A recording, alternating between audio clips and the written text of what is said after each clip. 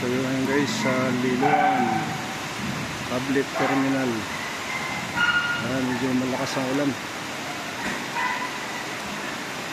Pasasa nga sa biwok kasi ulan.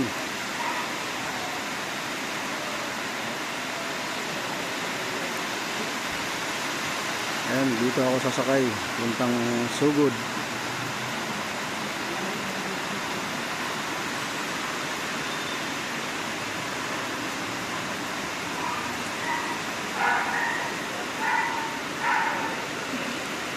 Ayan.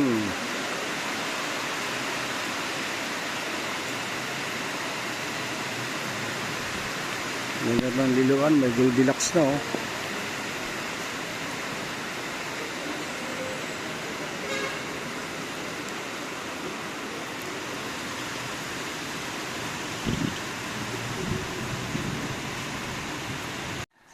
Ito lang guys, mahirap sa probinsya, hirap sumakay. Ayan oh. Walang sasakyan papuntang bayan. Antay pa rin tayo kahit umuulan. Ayan.